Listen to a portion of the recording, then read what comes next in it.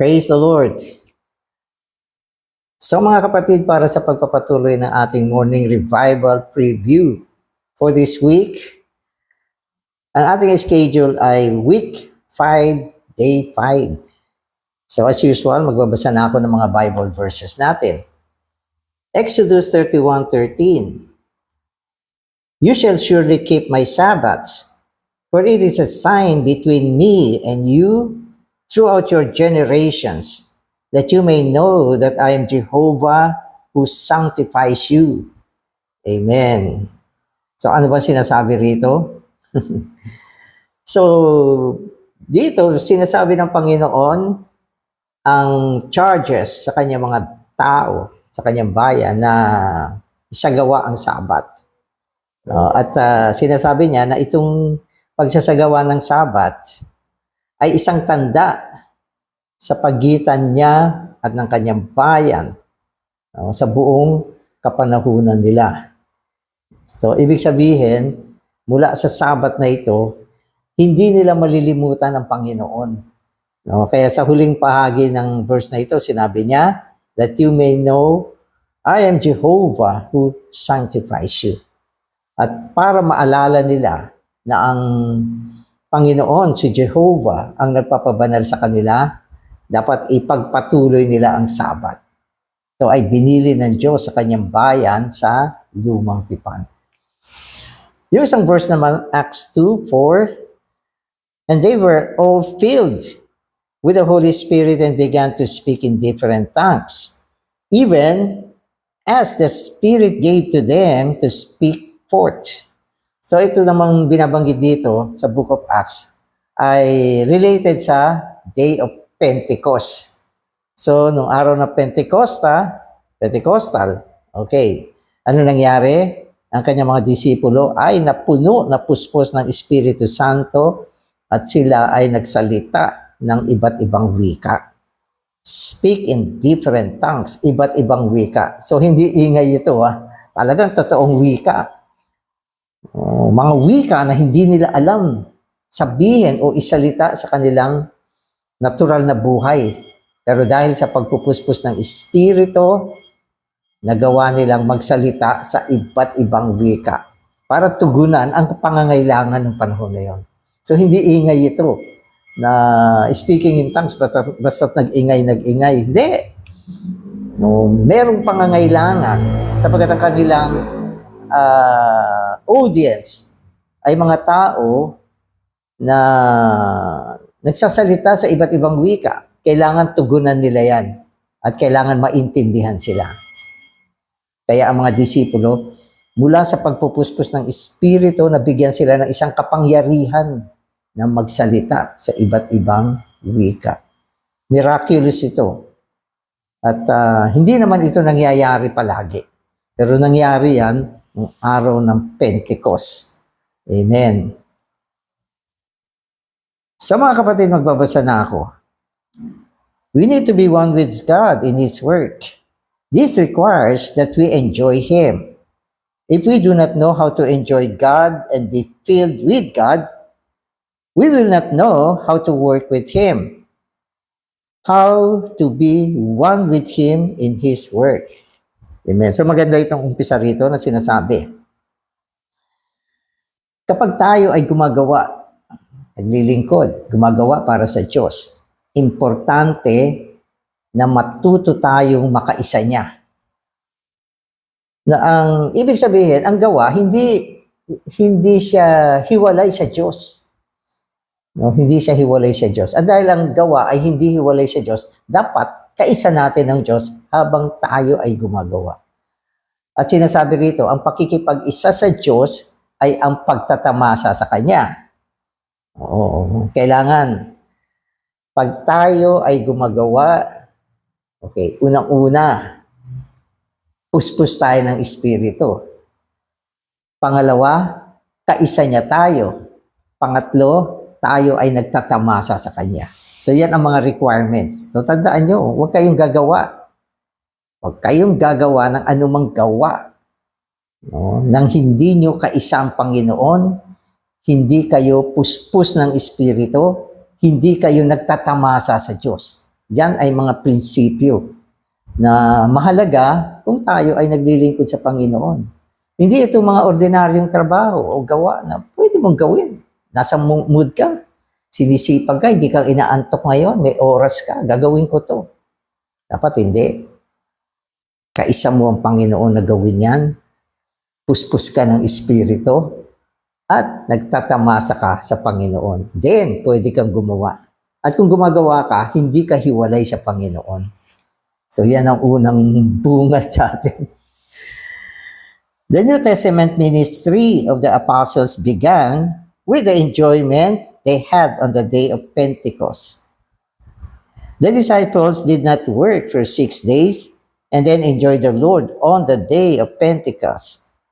The actual situation was that the Lord had told them to wait until the Spirit came upon them to fill them. They were filled with the enjoyment of the Lord. Amen. So, ang simula ng bagong tipang ministeryo sa panig ng mga apostol ay nagsimula nung Day of Pentecost. Sabi ng Panginoon, mag-antay kayo So, ibig sabihin, huwag kayo munang gagawa, walang gagawin, maski ano, mag-antay kayo. Sabi ng Panginoon.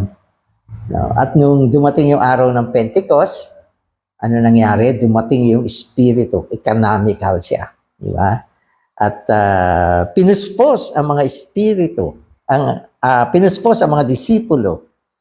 Di ba? Sila ay napuno, napuspusan, at ito ay naging pagtatamasa nila. Amen. At totoo naman, inantay nila at sumunod sila sa sinabi ng Panginoon na mag-antay hanggang sila ay mapuspusan ng Espiritu. At yung pagpupuspos ng Espiritu, nadala sila sa enjoyment.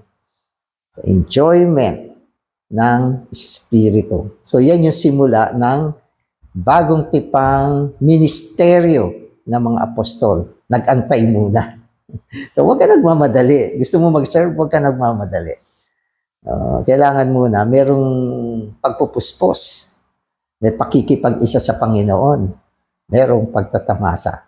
Okay? Then, go ka na. At pag nag-go ka, kasama mo siya. Huwag kang mag-go mag-isa. So, itong tinuturo sa atin ay mga prinsipyo na kailangan matutuhan natin sa panahon ng ating paggawa para sa Panginoon. Amen. Because they were filled with the Spirit, others thought that they were drunk with wine. Actually, they were filled with the enjoyment of the heavenly wine. Only after they had been filled with this enjoyment did they begin to work with God. Amen. So, nung panahon na yan, napuspos sila ng Espiritu. So, ang atmosphere kasi nung Day of Pentecost, hindi naman ito katulad ng mga iniisip ng iba na dumating ang Espiritu, ayan, na sila, parang nawala sa sarili, kung ano-ano na. Alam ko kasi merong ganyang atmosphere sa gathering ng ilang tao. Pag sinabi nila, feeling of the Holy Spirit, pinatay na yung ilaw, ano na sila. May natumba na, may hinimatay, may nanigas na dyan. So, naalala ko yung isang kilala ko. Sabi niya, umattend siya ng meeting yan. Nasipa daw siya. So, hindi ganon. Nung Day of Pentecost, dumating ang Espiritu.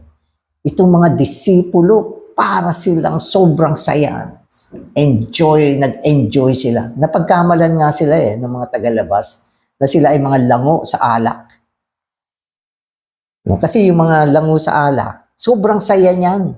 Di ba? Minsan yung tao, bago siya nalasing, ang dami niyang problema, ang dami niyang iniisip. Pero nung malango siya, malasing siya sa alak to pinag-uusapan. Nakalimutan niya yung mga problema niya, nagsasaya na siya, nagsalalasing na siya. Pero hindi yan. Yung mga disipulo ay nag-enjoy sa heavenly wine. Ang Espiritu ay sinasagisag din ng alak yan . Di ba? Katulad nung kasalan saan ba yan? Sa Kanaan. Sa Cana of Galilee. Nag-iinuman yung mga tao doon. Nag-iinuman. Alak yun. Pagkatapos pinalitan ng Panginoon yung alak. Yun ay sagisag ng Espiritu. Ang Panginoon, ang Espiritu ay sumasagisag sa makalangit na alak. May cheering effect din yan. No, para kang nalasing. Oo, ganun. So, yun ang nangyari nung Day of Pentecost. Nang ibig sabihin, yung mga disipulo ay napuspusan ng kagalakan ng Espiritu. At mula dyan, naihanda sila upang maglingkod sa Panginoon. This is the way to work with God, the way to work in oneness with Him. When Peter stood up with the apostles to preach the gospel and thereby do a work for God, they all were one with God in His work. Amen. So, pagkatapos ng Day of Pentecost, di ba, yun yung panahon na tumindig si Pedro para magbigay ng gospel. Kasama niya ang mga disipulo at yun ay ang panahon na sila ay napuspusan at nagtamasa sa Panginoon. Tamang-tama, nahintay nila yung sinasabi ng Panginoon na antayin niyo muna ang Espiritu. Kaya sa gitna ng kanilang pagiging puspos sa Espiritu at sa gitna ng kanilang magpagtatamasa, dun sila nag-preach ng gospel. So anong preaching ng gospel? That is a work. Yan ay isang gawain na marangal na inatas ng Panginoon sa kanyang mga disipulo. Na ihayag ang Ebanghelyo. Kaya ito ay isang gawain. Pero bago sinasagawa, kailangan may pagpupuspos ng Espiritu at pagtatamasa. So ang ganda. Kaya ano nakita natin? Enjoyment muna. Feeling muna. Bago work. Amen. Today's reading na ako mga kapatid. Pentecost denotes the 50th day after a period of 7 weeks or 49 days. Pentecost was the first day of the 8th week. Therefore, concerning the day of Pentecost, we see the principle of the first day. So, ang Pentecost, okay, ay 50th day. 50th day siya. Ito ay matapos ang panahon ng 7 linggo. 7 isang linggo. Okay? Kasi ang 7 isang linggo ay 49 days. Pagkatapos ng 49 days, yung 50th day, yan yung Day of Pentecost at yan yung panahon na ang Espiritu ay bumaba. Kaya ang word na Pentecost, ang ibig sabihin ay 50th. At dyan natupad yung pinangako ng Panginoon na dadating ang Espiritu ng kapangyarihan. Antayin niyo yan. So 50th day siya nung dumating siya. Okay. At itong araw ng Pentecost, okay, no? Kasi 49 days, okay, 7 linggo. 50th days, ang sumasagisag din siya sa unang araw. Okay, sapagkat ang tao ay nalikha tayo sa ika-6 na araw at yung ikapitong araw, yun yung unang araw ng tao. Kaya meron din dito prinsipyo ng first day. Ibig sabihin, pagkatapos ng Pentecost, 50th is first day. Di ba? So yung first day, okay, yan yung araw na ang Espiritu ay dumating. At yan ay ang Pentecost. At yan din ang unang araw ng tao. Nang ibig sabihin, ang prinsipyo sa ating mga tao, okay, ang unang araw natin ay ang kapahingahan ng Diyos. No? At ang unang araw naman ng tao ay ang araw. Okay. Okay.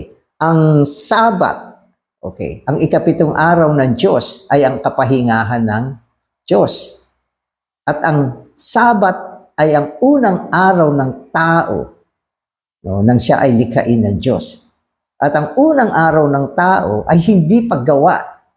Para sa Diyos, ito ay kapahingahan pagkatapos ng kanyang paggawa. Nagpahinga siya. Pero ang tao naman, ito ang kanyang unang araw kasama ang Diyos. Hindi siya kailangan gumawa. Kailangan magpahinga rin siya kasama ng Diyos, makaisa ng Diyos, tamasahin ang mga ginawa ng Diyos para sa kanya. Kaya nung araw ng Pentecost, ito ay sagisag ng unang araw na kung saan ang tao ay hindi gumawa hanggat hindi niya natanggap ang pagpupuspos ng Espiritu. Amen. Amen. So according to the Old Testament Sabbaths, the day of man's rest was his first day. So yun yung sinasabi ko. Ang unang araw ng tao ay ang kanyang kapahingahan. Nung nilikha siya ng Diyos, hindi naman siya gumawa, no? Kundi siya ay nagpahinga kasama ng Diyos na nagpahinga din. Kaya tayo mga tao, ano ang unang bagay sa buhay natin? Yun ay prinsipyo. Yan ay ang Diyos. Magpahinga ka kasama ang Diyos, magtamasa ka kasama ang Diyos, mapuspusan ka ng Diyos. Yan ang unang bagay sa buhay ng tao. Bago tayo gumawa, mag-intay ka muna, huwag kang magmadali. Dapat magbigay ka ng panahon para makaisa mo ang Panginoon. Matamasa mo ang Panginoon, mapuspusan ka. So paano ba natin ginagawa yan? Kadalasan ito ay ginagawa natin sa pamamagitan ng salamuha, panalangin, pagpunta sa salita ng Panginoon, paggugol ng isang panahon para sa pakikipag-isa sa Panginoon. So ganun muna. Huwag sugod ng sugod sa gawa. Alam niyo minsan mga gawa natin sa pananaw ko, kaya nagkakaproblema kasi sinusugod mo agad nang hindi ka preparado. So yan ay payo ko lang naman. Ako din, natututo din. Huwag tayong magmadali. Kaya sabi ng Panginoon, mag-intay ka. Amen. Amen. According to the principle in the Old Testament, man's day of rest is a day that comes after God's work has been completed. Okay. Man does not rest after his own work is finished. He rests after the completion of God's work and enjoys it. God works and man enjoys. Man enjoys what God has accomplished in His work. So, sinasabi sa atin, okay, dalawang bagay. Sa panig ng Diyos. Panig ng Diyos. Pagkatapos niyang magawa yung mga gawain niya, nagpahinga na siya. No? At dahil ang tao ay ginawa siya sa ika-6 na araw, so yung ika-7 araw ay naging unang araw ng tao. At yun naman ang araw na ang Diyos ay nagpahinga. No? Kaya sa prinsipyo, kaya palagi natin binabanggit mayroong prinsipyo. Sa prinsipyo, tayo na mga tao, ang unang araw natin ay pahinga. Pahinga na kasama ang Diyos. At ito ay tumutukoy din sa prinsipyo na kung paano nagsimula ang bagong tipang ministeryo sa panahon ng mga apostol. Yan ay nagsimula sa araw ng Pentecost. At ang araw ng Pentecost ay 50th day. Ito ay ang unang araw pagkatapos makumpleto yung 49 days or 7 weeks. Diba? So, kakatapos. Ibig sabihin pagkatapos niyan, pumasok na yung Pentecost. Ano ang makikita natin sa Pentecost? First day siya. First day siya. At yan yung araw na natupad ang pangako ng Panginoon. At yan yung pinakatanda. Yan yung pinakatanda na dapat matutuhan ng tao na bago siya gumawa, siya muna ay mapuspusan ng Espiritu, magtamasa sa Panginoon at makaisa ang Panginoon. Then, go na siya. Amen. So, ang linaw ng expounding dito. Amen. When God came forth from God's creating hand, His first day was God's seventh day. Therefore, he had enjoyment with God. He lived with God. He walked with God. And eventually, he was ready to work with God. God had put him into the Garden of Eden to work it and to keep it. Amen. Amen. So yung kapahingahan dito, ano ba yung ibig sabihin ng magpahinga tayo kasama ang Diyos, makasama natin dyan. So may ilang bagay na binanggit dito. Nakapaloob dito yung pagtatamasa natin sa Panginoon, na tayo ay nabubuhay kasama ang Diyos, lumalakad kasama ang Diyos. So yan yung mga prinsipyo na meron at nakapaloob doon sa sinasabi nating kapahingahan kasama ang Diyos. So sa panig ng Diyos, na kumpleto niya yung kanyang gawain, no? Seventh day, at ang seventh day naman ay naging unang araw ng tao, na kung saan ito yung pagsasagawa ng Sabat na inutos niya sa tao na magpahinga siya. At sa kanyang pagpapahinga, ibig sabihin, makasama niya ang Diyos, maihanda siya ng Diyos, matustusan siya ng Diyos, mapalakas siya para sa gawain. Kasi nung panahon na yon, nung ginawa ng Diyos ang tao, meron ding work na inassign ang Diyos para sa kanya. At ito ay ang asikasuhin yung hardin ng Eden. Ang laki niyan. Malaking gawain yan. At hindi ang Diyos ang magpapanatili sa hardin ng Eden. Ito ay iniatas niya sa tao. Trabahuin mo to, di ba? Hindi lang yan kakain siya dyan. Hindi. Akala natin, ang tao nandiyan dyan kakain lang. Hindi. Aasikasuhin niya yan, yung garden na yan. So, ang unang hanap buhay ng tao ay gardener. At ito ay napaka marangal na trabaho na inatas ng Diyos sa tao. Pero bago niya gawin yan, ang unang araw ay Sabat. Huwag kang gagalaw. Huwag kang gagawa. Mahigpit ang tagubili ng Diyos sa lumang tipan tungkol sa Sabat. Na ang sino mang magtrabaho sa panahon ng Sabat, mamamatay siya. Ay, nako. Physical yan yung panahon na yun. Kaya nakakatakot yan. Nakakatakot. Kaya ganun ang nangyari.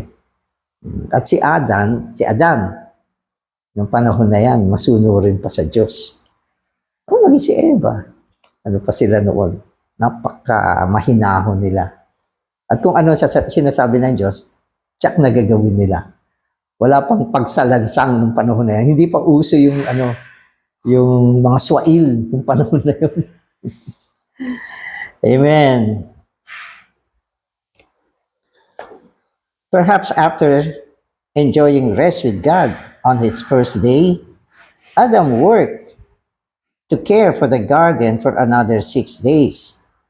Then, on what was his 8th day, another first day, he began rested with God. This is a cycle that would continue again and again with intervals of resting and working.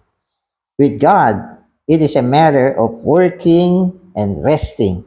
With man, it is a matter of resting and working. Amen. So yung Sabat ay naging isang cycle yung panahon na yan. Ang tao, gagawa. Pero bago siya gumawa, nauna muna yung kanyang rest. At pagkatapos ng rest niya, on the 7th day, gagawa uli siya. At pagdating uli ng 7th day, na siyang unang araw niya nung panahon na yon, nung siya ay nilikha ng Diyos, magpapahinga uli siya. At pagkatapos niyan, gagawa uli siya. Magpapahinga, gagawa. Sa panig ng Diyos, gumawa muna siya bago siya nagpahinga. At sa kanyang kapahingahan, kasama niya ang tao na nagpahinga.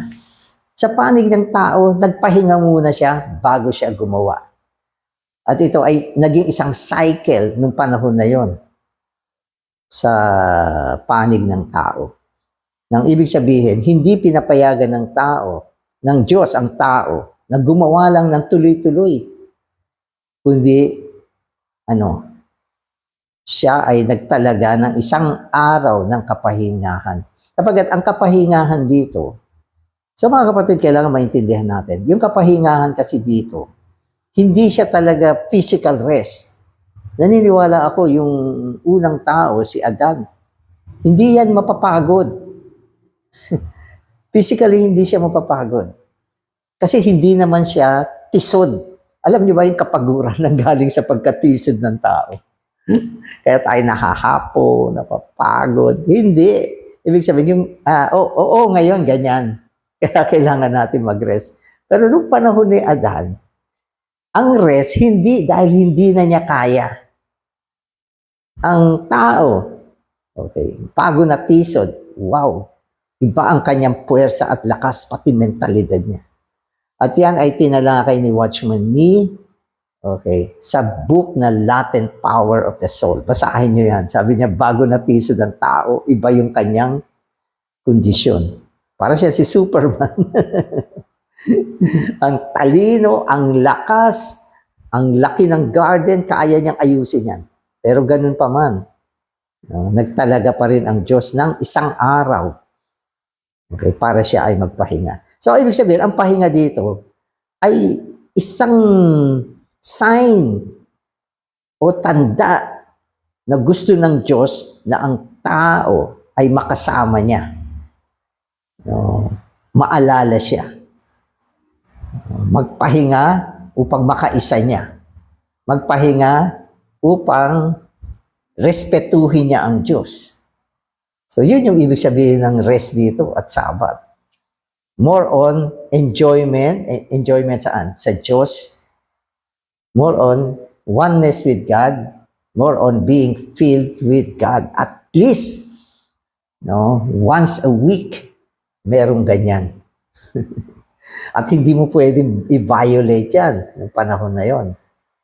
Sapagkat ang Diyos, kung ano ang kanya sinabi, kailangan gawin mo. Yan ay sa panahon ng bagong tipan. Kaya umiikot sa ganyang sitwasyon ng tao. Hindi niya nakakalimutan ng Diyos. Tuwing Sabat, maalala niya ang Diyos. At sa panahon ng kanyang pagtatrabaho, dahil nag-enjoy siya ng Sabat, makakasama niya ang Diyos. Kaya isang cycle ito. Brother Danny, ganyan din ba yung buhay natin ngayon? Oo, mas lalo pa ngayon. Mas lalo pa ngayon.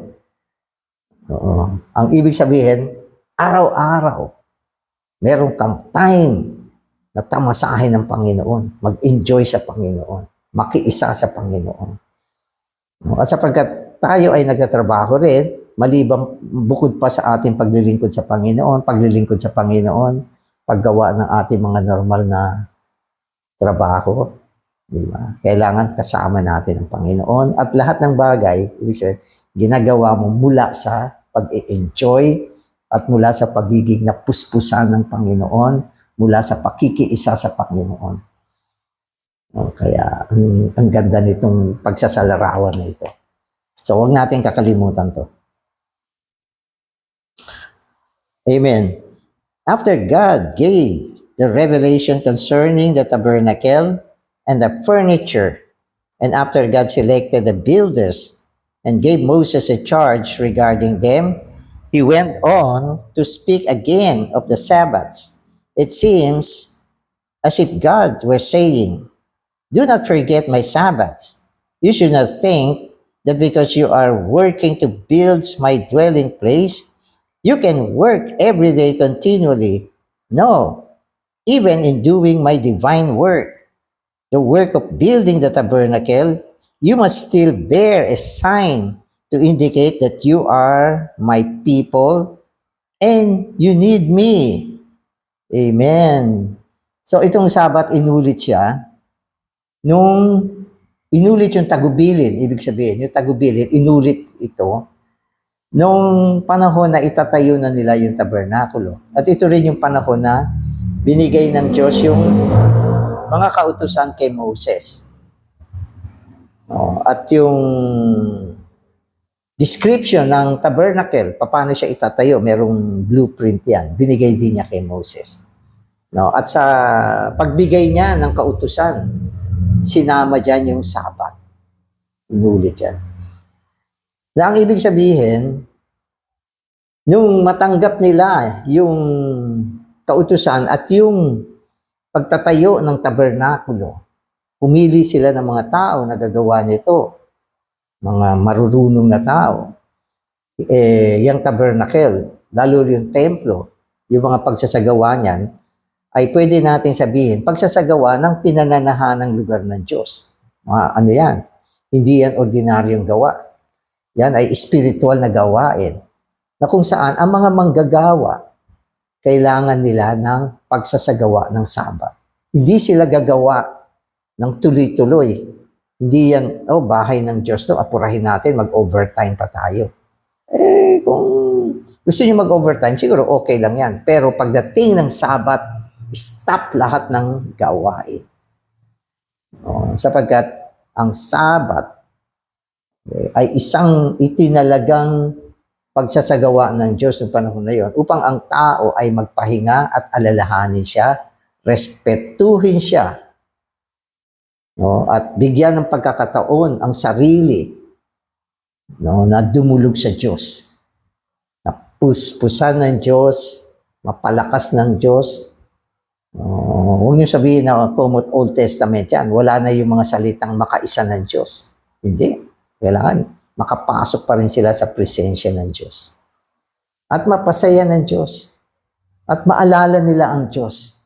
Kaya mahigpit ang tagubilin na hindi komot nagtatayo kayo ng tabernakulo. Napaka marangal ng trabaho ninyo. Hindi na kayo magpapahinga. Ayaw ng Diyos yung gano'n. Magpahinga upang alalahanin siya.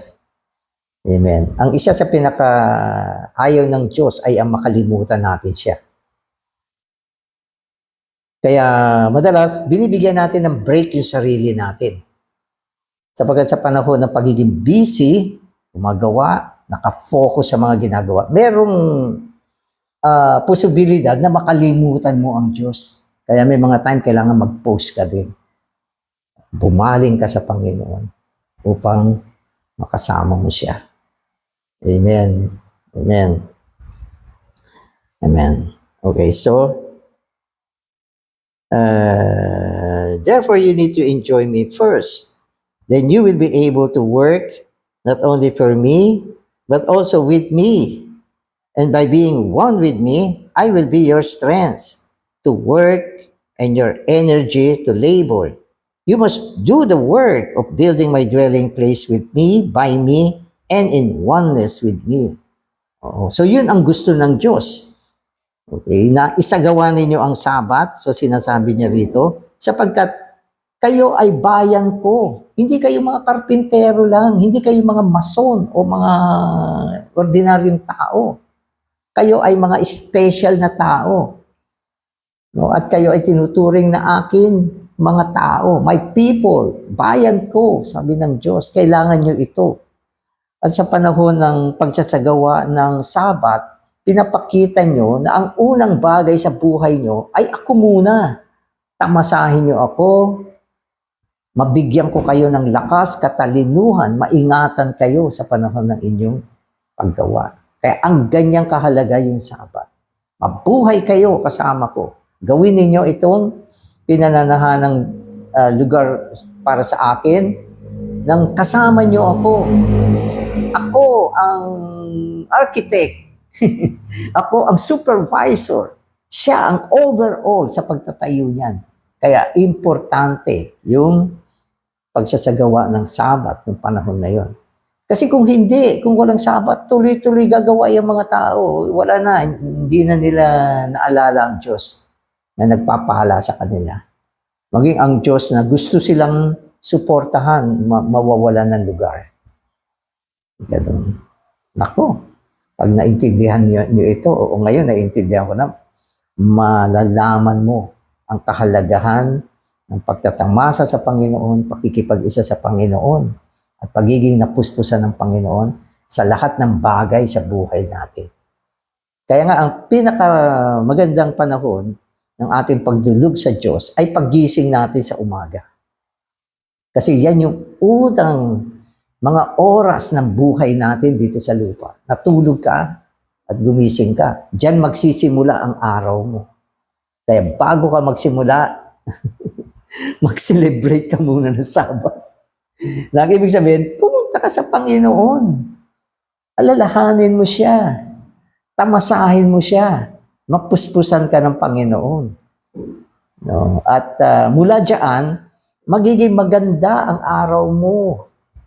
Makakapagtrabaho ka ng kasama mo siya.